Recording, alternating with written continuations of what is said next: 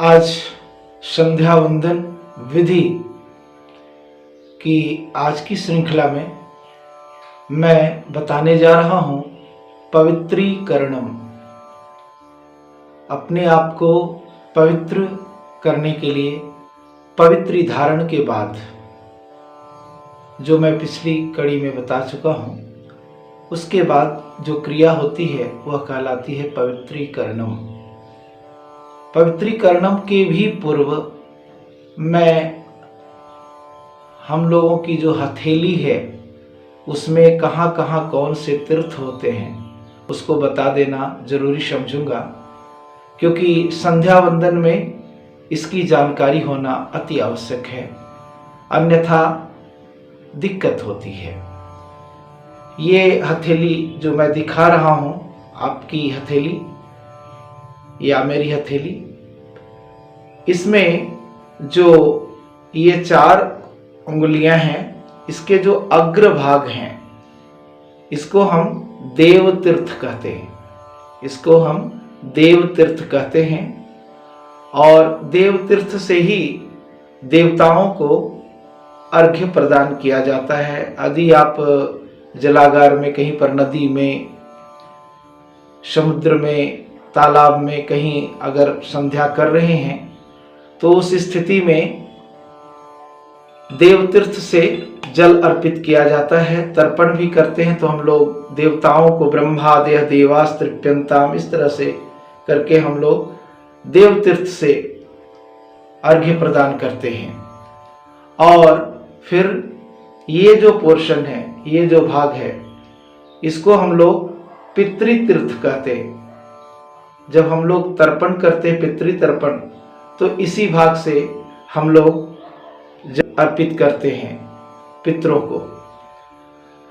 फिर उसके बाद ये जो कनिष्ठिका उंगली है, इसका जो मूल भाग है, इसको काय तीर्थ कहते हैं। दिव्य मनुष्यों के लिए जो जल अर्पित किया जाता है, तो इसी भाग से हम लोग बीच वाले भाग से जल को छोड़ते हैं। सनकादेह दिव्य मनुष्यास्त्र पिंताम, इस तरह से। और हथेली के जो ठीक मध्य भाग जो है, बीच का भाग, इस भाग को सौम्य तीर्थ कहा जाता है, जहां पर हम लोग चरणोदक भगवान का ग्रहण करते हैं या प्रसाद ग्रहण करते हैं। तो ये सौम्य तीर्थ है, बीच वाला भाग। ये बीच वाला भाग सौम्य तीर्थ कहलाता है।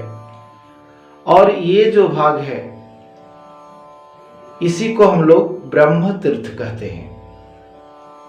तो इसकी जानकारी संध्या वंदन में होना अति आवश्यक है। पवित्री धारण के बाद जो क्रिया की जाती है वो है पवित्रीकरणम। पवित्रीकरणम, इसमें कुशा से या आपके पास आचमनी है, उससे सौम्य तीर्थ में इस तरह से, सौम्य तीर्थ में बीच में हम लोग जल इस तरह से लेते हैं और बाएं हाथ में ले जल को इस तरह से ले करके दाएं हाथ से, अगर आचमन से ले रहे हैं तो, अन्यथा आप कुशा से तो सीधे जलपात्र से ही अपने ऊपर छिड़केंगे।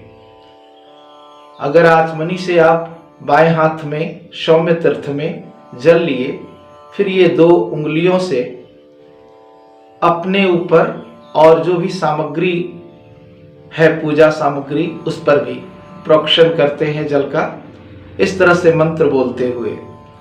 ओम अपवित्रः पवित्रो वा सर्वावस्थां गतोऽपि वा जस्मरेत पुंडरीकाक्ष सहवायाभ्यंतर शुचि। जितने भी आपके पात्र हैं संध्या वंदन में या देव पूजन करने जा रहे हैं, तो सभी पात्रों पर इस तरह से जल छिड़क देते हैं।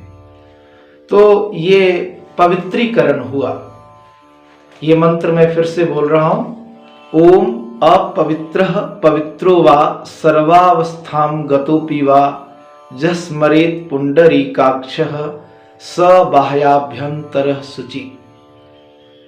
इसका अर्थ है कि मनुष्य पवित्र हो या अपवित्र, किसी भी दशा में स्थित हो, जो कमल नयन आनी पुंडरीकाक्ष भगवान विष्णु का स्मरण करता है, उसका बाहर और भीतर शुद्ध हो जाता है। हम लोग शुद्धता के लिए स्नान करते हैं, शुद्धता के लिए ही पवित्री धारण किए हैं, फिर भी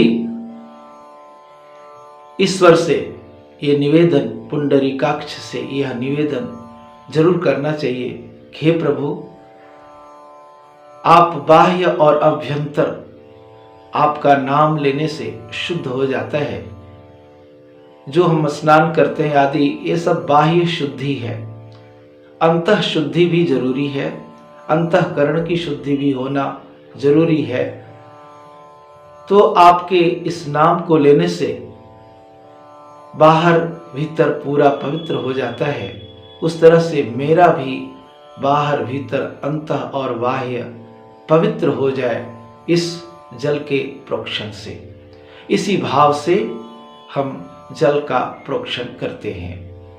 तो ये था आज की कड़ी में पवित्रीकरण की जानकारी कि पवित्रीकरण कैसे करते हैं, और अपनी हथेलियों में जो तीर्थ हैं उनकी जानकारी।